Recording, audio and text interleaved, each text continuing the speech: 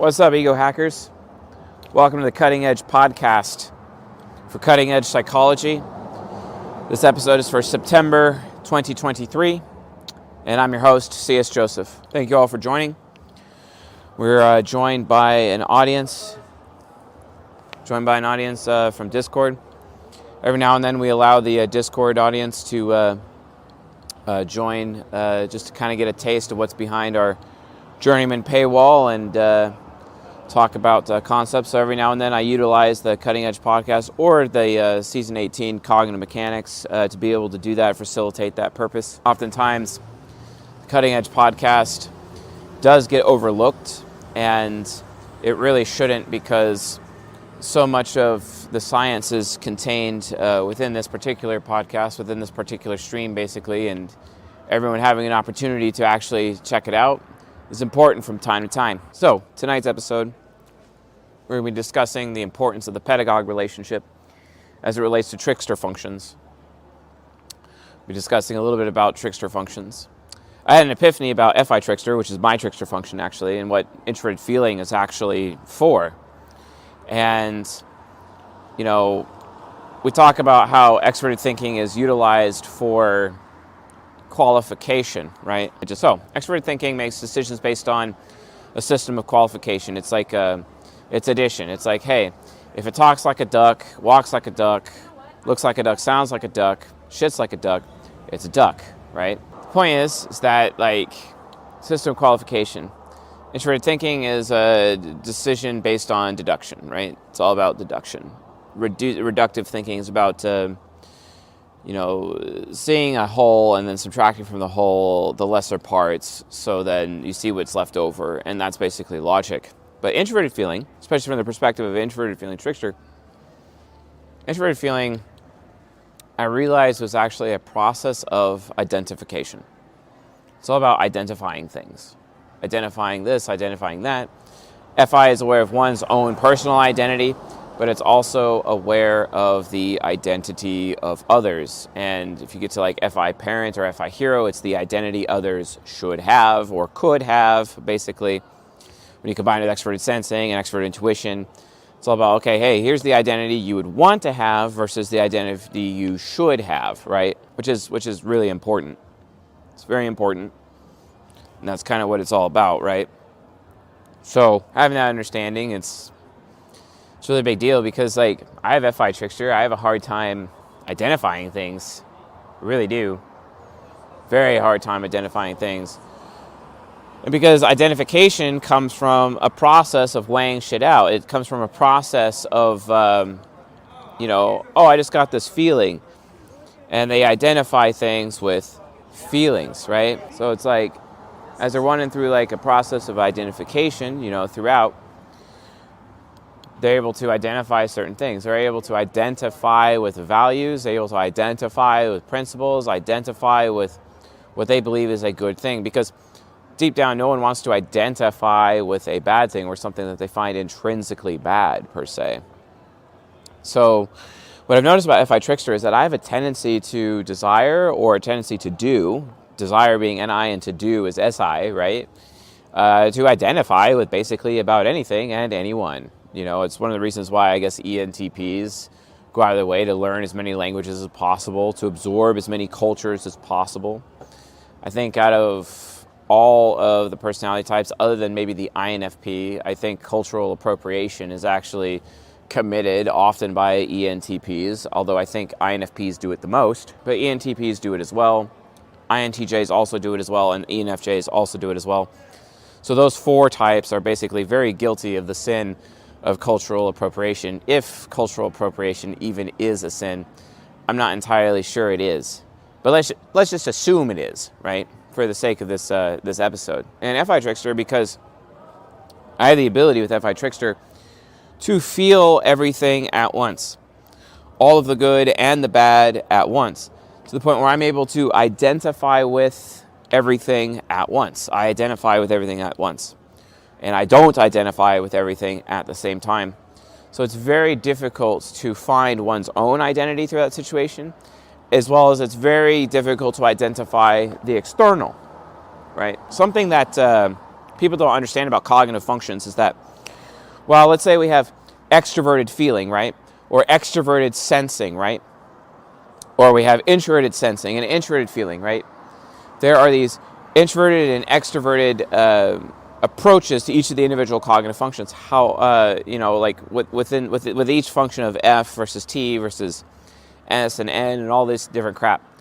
But there's even a layer deeper to cognitive functions, right?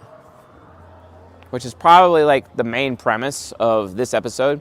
And it's not something I've really ever talked about before. But every single cognitive function, regardless if it's an introverted function or an extroverted function, it has an extroverted and an introverted expression, right? Think about that for a second. Let's use a great example. Take an INFJ. INFJs have extroverted sensing inferior. It is an extroverted function, right? It's where they get their performance anxiety, their fear of failure, afraid of people not sticking around for them, afraid of being left out, basically, right?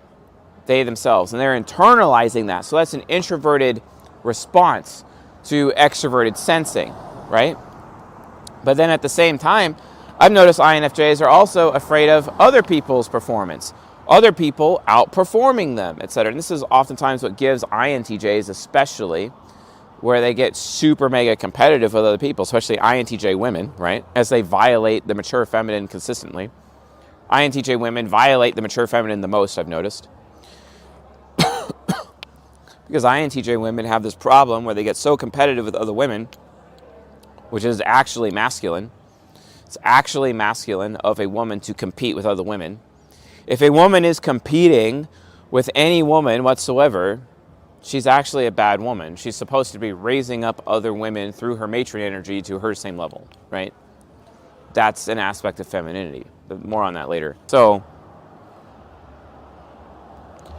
the point is, there are these introverted and these extroverted expressions of cognitive functions. Here's another example.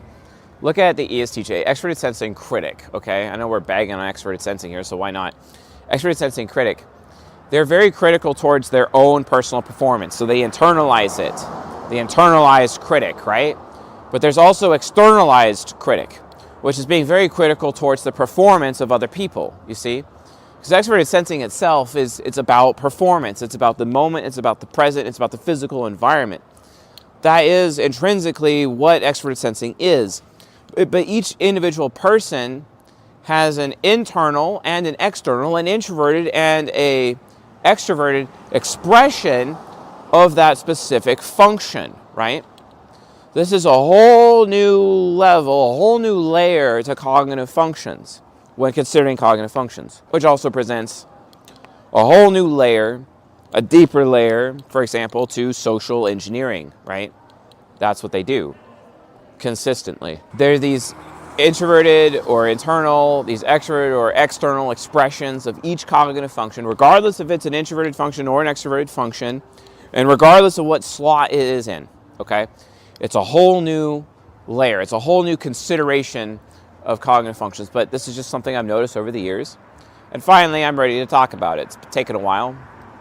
Didn't really think the audience was ready for it, but it is really necessary to understand these concepts, especially when it comes to cognitive synchronicity, also known as compatibility, especially when it comes to social engineering, when it comes to ego hacking. This is absolutely critical that people know this and how this works. What's really great about it is that because there are these expressions, is that when you consider the 8 sexually compatible relationships, these are the 8 relationships that I would recommend human beings get into, between the masculine and the feminine, between a man and a woman, right? So we have obviously the golden pair, right? So my golden pair is the INTJ, which I can't. I just have a really hard time with INTJs. Then then there's the natural pair, for example. So for me that'd be the ISFP, right? And then there would be the silver pair, which is also known as the respect relationship, which for me is ENTJ. And then there's the challenge relationship, which is my first wife, honestly. And that's the ESFP, right? Because a relationship based on challenge, okay? So then, and those have sexual compatibility, and emotional compatibility. But then there's the 4 other relationships that do not have emotional compatibility, but they do have sexual compatibility, right? And so the first one is the pedagogue, which is like the golden pair, except for golden pair sexual compatibility, but it does not have the emotional compatibility. For me, that's the INFJ. And then after that, there is the intrigue relationship, which is like the natural pair, except without emotional compatibility, and that would be the ISTP, right? That would be like me and Chris Taylor's wife, for example, or there's a few ISTP women on the server, so I'm just using examples so you guys get it in your heads properly. And then after the intrigue relationship, there is the trust relationship, which is my ex, of which you folks are somewhat familiar with. I talked about her a little bit in there, but her and I's relationship got really bad when I started getting it big on YouTube and whatnot, and she couldn't handle all the additional attention I was getting, and her jealousy got out of control, and then the relationship basically fell apart. But she was an ENFJ, and that's the ENFJ. And then there's the kindred relationship, which is the relationship based on kindness, and that is my other ex-wife, an ESTP. So, why does this matter? Naturally, the first 4 relationships, with in particular the first 2 relationships, which is the golden and natural pair, and we're not even talking about octogram yet. We're not even getting into octogram yet. We're just this episode is strictly nature for now. I might get into octogram towards the end, but we'll see. It just depends on how I'm feeling, Or I might save octogram for like the next episode relating to this interpretation or this this new reinterpreting of cognitive functions, basically. Is that,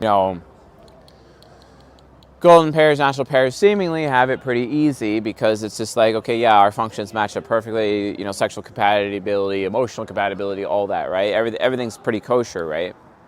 The thing is, though, is that because we actually have the ability to internalize and externalize individual cognitive functions, regardless as to whether or not they are introverted or extroverted, if we're able to then utilize our functions in such a way from that internalization and that externalization, we actually can facilitate very good long-term relationships with the other 4 types, right? With pedagogue, intrigue, trust, and kindred. We actually can achieve it.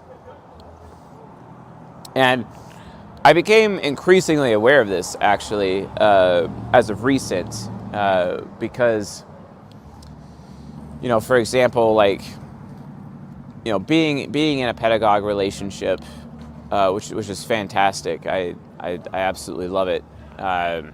There's other factors too, because, we're talking about human nature right now, but still sexuality, which is the dance between the masculine and feminine, between masculine communication versus feminine communication, that trumps personality type. When it comes to those relationships, obviously, you want to be compatible in those situations. But for those relationships where you have sexual compatibility but lack emotional compatibility, it's nice that you can internalize and externalize your cognitive functions. Why? Well, because lessons can be learned. For example, the pedagogue relationship is insanely important. It's insanely powerful because at the same time, while you have that basic sexual compatibility that's necessary to maintain the relationship, the lack of emotional compatibility actually ends up creating this guide, basically. And the guide is ultimately that the pedagogue's relationship's purpose, for example, is to cultivate mastery within your trickster function, right? My trickster function being introverted feeling, which is based on my inability to identify things, or my inability to feel, basically, or my inability to have morals because I'm an amoral person, because to me morals are entirely subjective. Anything could be a good or bad thing. Who cares? It's all about the facts. Give me the facts, right? You don't think there's like any inherent morality? Like inherent values that we share? So, from that point of view, right, The pedagogue relationship is meant to be some sort of guidepost. It's a guidepost for helping your trickster actually reach mastery, right? And like, you know, we've been on some adventures together, like social engineering adventures. We've been on some adventures. You know, and I teach her, you know, through her extroverted thinking trickster, I teach her about how to deal with her reputation and why reputation matters. And I do this following the model of the 48 laws of power. I teach her the first law of power, which is never outshine the master, which is actually the number one law of power that INFJs break, for example. And then also the second law of power, which they break all the time, which is so much depends on reputation, guard it with your life, etc. And the reason why they so naturally outshine the master is because INFJs are consistently trying to be the top performer, especially if they're UDSF. UDSF, octagram variant INFJs, do this consistently. And so they just naturally outshine the master. They naturally make other people feel insecure in their positions and insecure with their reputation, because all of a sudden this one INFJ comes into the mix and then they're the top performer and they're consistently outperforming everybody, right? So I teach her extroverted thinking trickster to utilize social engineering to play the political game around, you know, people within her life so that she can have a better outcome for herself in any situation that she's in. Conversely, however, she calls me out all the time for my, you know, I get angry. I get angry. I can get a bit wrathful sometimes. Reason being is because I'm a UDSF ENTP. And because of that, I have a special, being unconscious developed, I have a special relationship with my shadow. I'm taking on that soul energy from the soul temple as the soul temple influences my unconscious, right? So I very much care about character. I very much care about being desirable, as soul temple does. But that also comes with the deadly sin of wrath and also the living virtue of absolution, you know, within the context of being unconscious developed as an ENTP. In as much as being unconscious developed for her being an INFJ, she's extremely passionate. She's a very passionate woman, and passion and the pursuit of happiness is everything to an unconscious developed INFJ, right? Because of that heart temple influence within her unconscious, basically. So what she helps me do is with my FI trickster, she gets me closer to mastery of my FI trickster by helping me understand, it's like, okay, is it really good to be so angry right now? Is it really a good thing? You know, like, is that, you know, and like these, and she utilizes, you know, feminine communication, feminine expression, expressing needs, emotions, desires, and problems, etc. Because what she does is she shows me the immediate effects that are caused by my FI trickster. And she helps me externalize my introverted feeling trickster, right? Which is what I've noticed about trickster functions. Because trickster, like, people really struggle with trickster functions. Why? Because they have a hard time internalizing or externalizing a trickster function under a particular rule. Okay, and this is really key. This is very important. This is really important, so pay special attention right here. She has extroverted thinking trickster, right? So she externalizes her trickster function to the point where it's like over-externalizing and being very aware of all of the rules and seeing the rules of, okay, these rules are here. I need to follow these rules, these extroverted thinking rules, like rules on a job, for example. I follow them to the letter. But then no one else around her follows them to the letter. But it's a trickster, it tricks her. So she doesn't know which rules should be just thrown out in the moment versus which ones should be kept. Or which rules should be ignored over time versus which ones should be adhered to, per se. Because yeah, there's a bunch of rules in a particular situation, but you don't exactly know if those rules literally mean anything or have anything of value. You know, you just don't know if those rules are valuable. You don't know if you should be following those rules, because some rules should be followed at certain times and some should be ignored at certain times, right? Like, for example, you know, socially in an environment, people on the job are not taking their break, even though they're legally supposed to be taking their break, and whether or not, she should be taking a break as well. Because of extroverted thinking trickster, it kind of muddies the water, right? And then when she doesn't take a break, she ends up, running herself ragged, and that could be a big problem, right? Well, introverted feeling trickster, my trickster, I internalize my trickster because it's an introverted function. She externalizes her trickster because it's an extroverted function. However, right? But I have introverted feeling trickster, and I have a hard time externalizing my trickster function. This is why ENTPs have a hard time adopting the principles of other people, right? We have a hard time doing that. And it takes a long time for an ENTP, or in as much as an ESTP, to externalize introverted feeling, because it's like, okay, well, which principles should I be adopting? This is why I adopted the Japanese Stoicism, also known as Dokudo, right? Anyway. So I have a hard time finding which principles to adopt. And what is, she encourages me through the pedagogue relationship to help me learn how to properly externalize my introverted feeling, to externalize my principles, to externalize my morals, right? And to try to adjust my morals in a way where I'm not really giving in to that deadly sin of wrath, basically, with my soul temple influence for my unconscious, right?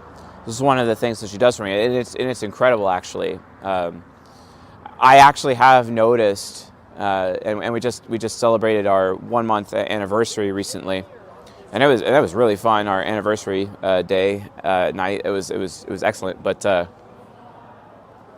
in doing so, I learned I've been learning that I'm seeing my own behavior improve, and she's seeing her behavior improve, as our pedagogue relationship is facilitating these improvements of our trickster function and getting us closer to mastery, right? Which is incredible, right?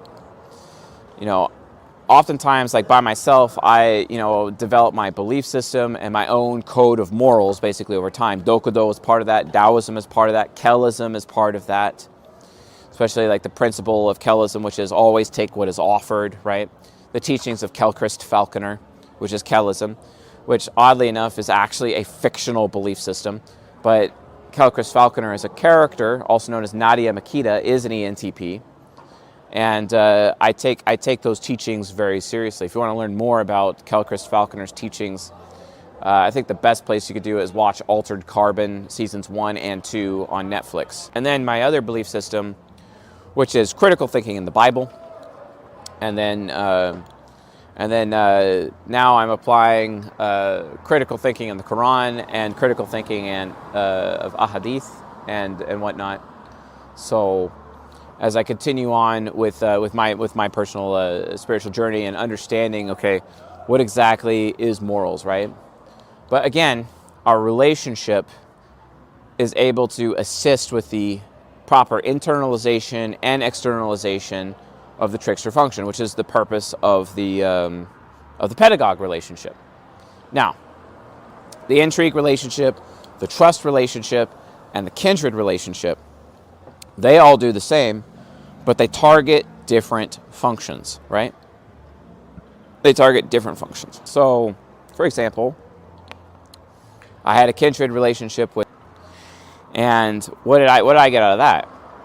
Proper externalization or improved externalization of my demon function, right? Or the intrigue relationship. What does that do? I don't have much personal experience with the intrigue relationship. The point I'm trying to make is that like each of the different emotionally incompatible sexual relationships literally actually helps develop or build up the proper internalization or externalization of these other functions. That's what these do on a regular basis, right? That's what they do. And it's so interesting. I know that John Bodine and I, in Ego Hacking Your Fear, for example, we've discussed how octogram, adjusts, the cognitive development of specific functions, and how certain octogram variants of certain types, of each of the types actually, change over time, and then our development changes over time. But this is why, Duggo, I'm just using it as an example because it's simple and it's easy for most people to identify with. Okay, this is me using my introverted feeling trickster externalization right here, Duggo. That's all for the benefit of the audience. But you are correct, Duggo, in saying that it is completely applied in all situations, right? So I'm just using these basic examples based on my own personal anecdotal introverted sensing experience. I actually would like to ask the audience to put in the comments in the other relationships are actually doing, the emotionally incompatible relationships are doing. But here's the thing. Well, what's the point I'm trying to make? Camaraderie is extremely important. There's camaraderie with the pedagogue, the intrigue, the trust, and the kindred relationship. There's camaraderie, emotional camaraderie. And they actually lead to the emotional development of emotional functions, basically, over time. And the pedagogue, focuses on... So for me to say that the pedagogue actually does that specifically for the trickster function, I believe that's the case currently right now, but that may change. So we might have to issue a retraction later, Duggo, as we actually explore this a little bit more, okay? That's the point of the Cutting Edge podcast. It is the cutting edge, you know what I'm saying, right?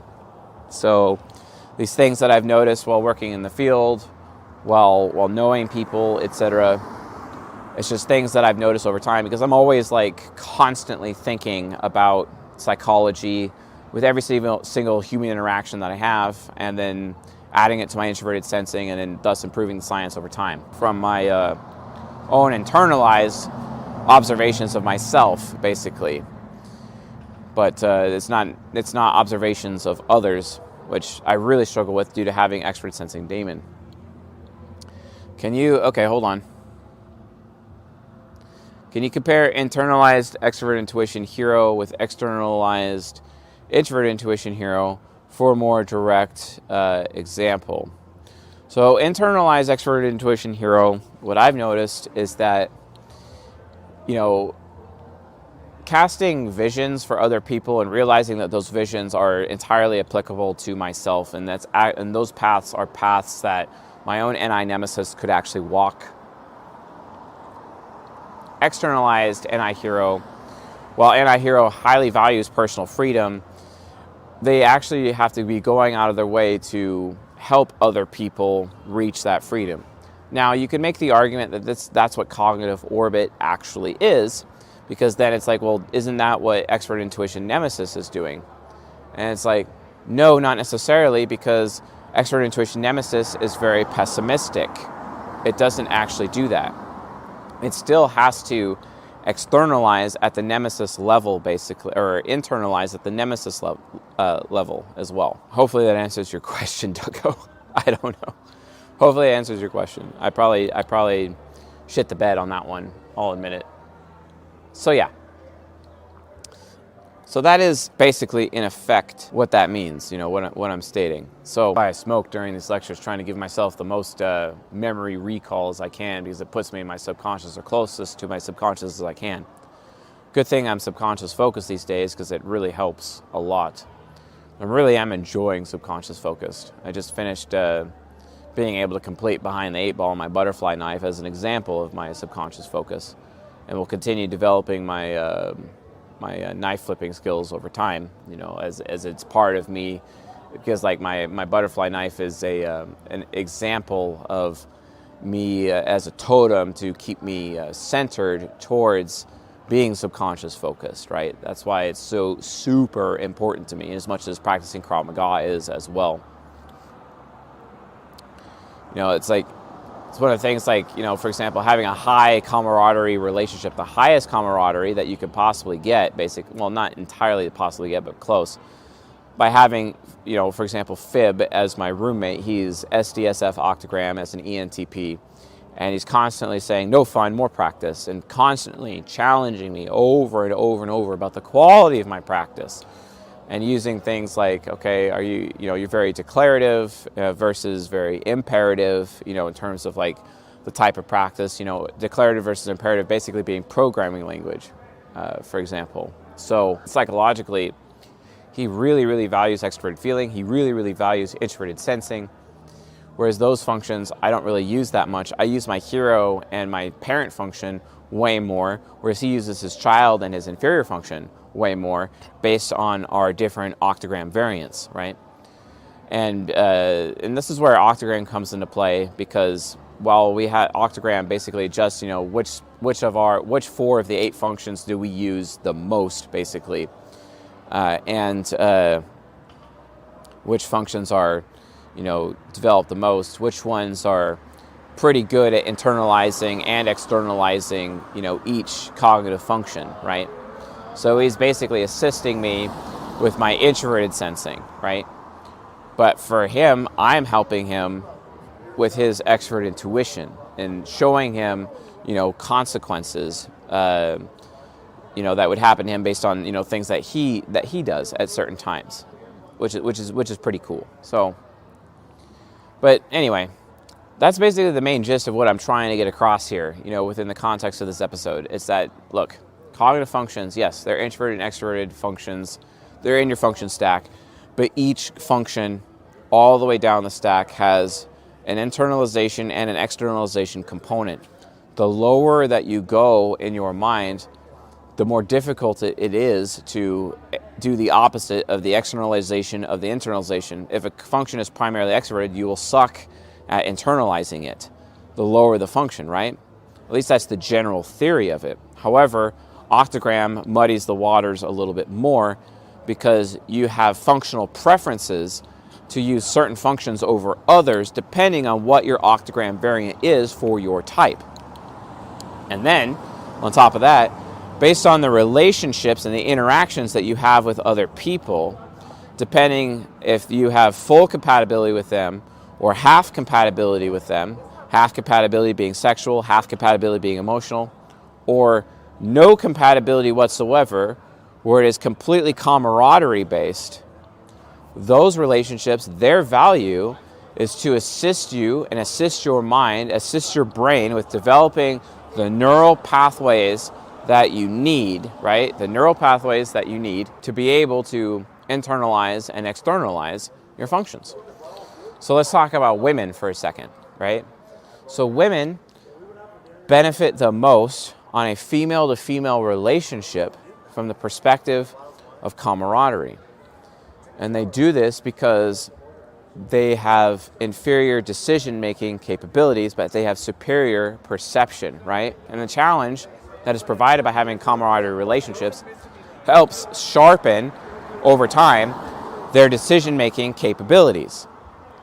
That's the point, and that's achieved through them learning through camaraderie how to internalize and externalize each of their cognitive functions, regardless if they're introverted or extroverted, over time, to help them augment their decision-making capability. Well, the same thing happens for men, except with their perception, male perception, which is inferior to female perception. Because what ends up happening, for example, I used to never care about cutting my nails. I used to never care about getting the dirt out from underneath my nails, for example. And I always use this stupid example. But because of female perception, I know that those sorts of things are important to women. So I end up realizing, okay, because I'm externalizing my introverted feeling trickster function, right, that, okay, I should be identifying with somebody who cuts their nails regularly and gets the dirt out from underneath their nails, etc., because it's a principle. And then my decision-making is improved, but it's decision-making, male decision-making, to augment the lack of female perception that I have, right? Which then brings up to my next point, which is really more of a question. This is a question. The question is, is this literally how we as human beings access our anima or animus energy, right? So if you're a male, you're trying to access your feminine, your anima, right? And I think this is how we actually do it, learning proper internalization and externalization of our cognitive functions, regardless if they're extroverted or introverted, for the purpose of integrating our anima directly into our psyche. And it's the same thing for women. As they learn how to internalize and externalize their cognitive functions, regardless of extroverted or introverted, that they're able to integrate their animus, right? According to Carl Jung. And currently, that's what I believe. I believe that that is literally how we are able to integrate our anima and animus according to Jung's actual theory, right? I think that's like the actual process that we go through in order to achieve that, right? I don't know for sure. I don't know for sure. Again, this is the cutting edge, right? I don't know for sure, but it's a thing. And I think this is the why and potentially the how, the process as to what's going on according to Jung's theory, right? To this end. So this ends up bringing us to like an entirely new perspective of how functions work, an entirely new perspective to cognitive synchronicity and asynchronicity, also known as compatibility versus camaraderie, right? And it's great because our brains are literally meant to be able to grow in this way as we reach the path to cognitive integration, also known as enlightenment, also known as holiness, which is to be a complete being. A complete being. It just requires time. It requires reflection, self-reflection, but it also requires reflection, external reflection. How do others receive what I put off, right? In any of the functions, right? How am I externalizing my functions? How am I internalizing my functions, regardless if they're introverted or extroverted? How am I doing that? Am I doing it in an optimized manner? This is what I believe the anima and the animus energy actually exists within our male minds and our female minds. I believe this is why it exists. And I believe this is how we can improve that within ourselves, ultimately. So, like I said, there's a ton of practical application. Every single relationship that we have is based on that, if you think about it. Because our brains end up assigning certain roles to people in our lives who give us those kinds of benefits, basically. Benefits for proper externalization and internalization of functions, right? And we have these people. This furthermore proves, if this is true, right? And I believe it is true.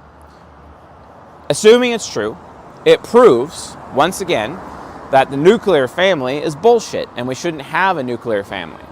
Nuclear family is wrong. A nuclear family is wrong for child development, which means people need to have close, connected bonds with as many human beings, with as many different psyches as possible in order for us to actually be complete human beings.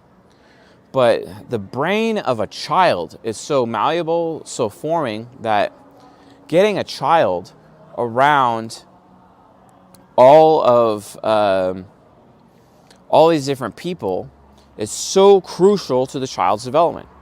And once again, supports my assertion that the reason why men, for example, don't become men until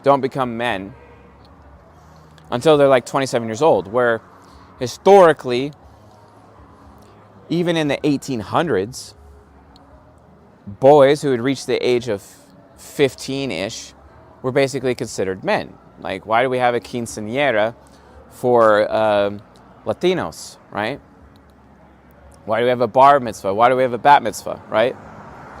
Because it's all about the coming of age, which most people consider is age 15. Well, why is that considered the case? Why would a 15-year-old actually be considered mature? Because in today's day and age, a 15-year-old is not mature. Well, why is that? Because human beings are not exposed to other human beings in a connected bond, a bond of a very big family, a bond of the tribe, a bond of their father, their mothers, plural, their siblings, all their cousins, and the other families that are all around. We're so disjointed as a race, we're so disjointed because we end up having all of these shallow relationships in schools. Because in schools, for example, no one is utilizing other human beings for their own survival, you see? Because in a school, it's this big, safe environment, right? You know, kids that go to school with each other, the children that go to school with each other, because I don't like saying the word kid, by the way. I hate it. One thing about me is that I loathe, with a fiery passion, the term kid, because it's actually a derogatory term towards the children of the profane, the children of the common man, versus the children of the elite. So the elite look down on people who use the word or the term kid because saying that your child is a kid is basically saying that your child is like an animal, right? You can see signs of this, for example, in the John Wick films, because you know we have rules, we have guidelines, and those rules separate us from the animals, right? Also known as the profane, right? There's actually a show coming up soon. I believe it's going to be on Paramount Plus. It's going to be called The Continental, which talks about, I believe it talks about John Wick's father, who would be Winston, who runs the Continental Hotel. And those rules, that culture is going to be entirely explored. And I'm definitely going to be tuning into that show as part of my meta-analysis of, how the elite view, the common man as animals, basically. The elite also refer to the common man as goyim, which means cattle, right? So they literally see the common man as animals, right? So, because the elite, for example, they actually somewhat maintain that tribalized culture. They maintain that. And they live their lives vastly different from the standard Judeo-Christian nuclear family, right? That's what they do. There's a reason for that. Because if you've always noticed something about children of the elite, they are far more mature and far more advanced than the children of the common man because they are exposed to far more in their youth. This is why the nuclear family is insanely detrimental, because the nuclear family inhibits a child's growth. It takes a child so much longer. I maintain twice as long, or almost twice as long. Probably in today's day and age, twice as long is actually pretty accurate. That a man does not become a man basically until 27 to 30. At least, I didn't actually consider myself a man, whatever that was, until I hit 27. Literally. I did not consider myself a man. I didn't reach king, in terms of king, warrior, magician, lover, as a man, basically. I didn't reach that until I hit 27 years old. However, the children of the elite, when you look at those children, when you look at that, right, the children of the elite, they reach king, they reach queen hella early. They reach it around what? 15 years old, right? Think about that.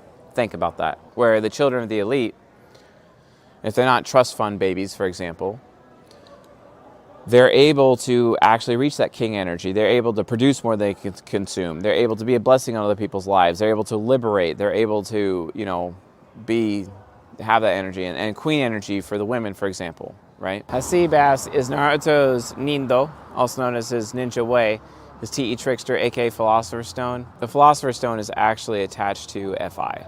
So I would say no. Is it different for perception tricksters? No, it's not. No, it's not. Because if you actually look at the functions of the pedagogue, intrigue, kindred, and trust relationship, you'll notice that it's both the perception and the judgment functions that are ultimately improved. What type is the guy that sat on the bench before? He was a Templar. He was an INFJ. Yeah. Wanted to TI child my ass, but he couldn't challenge me. Couldn't challenge my arguments. He was not prepared. Kind of feel like Illidan Stormrage right now from World of Warcraft. You are not prepared. You know what I'm saying? So yeah, for sure. That bouncer was pissed that they left the bar with their drinks. He was super pissed. I was like, oh shit. What does internalization of SE Trickster look like? Okay, so extroverted sensing trickster internalization is all about realizing that your own personal performance is absolutely key. Instead of just relying on other people to perform for you, to perform for your introverted sensing child, which often introverted sensing child likes to do because introverted, like, you know, everyone wants their cognitive functions enabled in some capacity. Women want them enabled from men, which is why they have compatible relationships with men, or at least one man in their life, right? And introverted sensing child would prefer other people to perform for them. But it's when the introverted sensing child realizes that they still have a responsibility to improve their own personal performance. That is an externalization of extroverted sensing trickster, basically, which is John Wick, extroverted sensing mastery. Exactly. I got to give a shout out to whoever just said that just now. Swall wannabe. Yes. Hell yeah. Thank you for that. That was really good. No, I'm not interested in drinking. I am not drinking. So, all right, folks, that's it for the Cutting Edge podcast for September 2023. Hopefully this ends up being a quantum leap into your guys' understanding of the science. Thanks for watching. Let's go. See y'all later.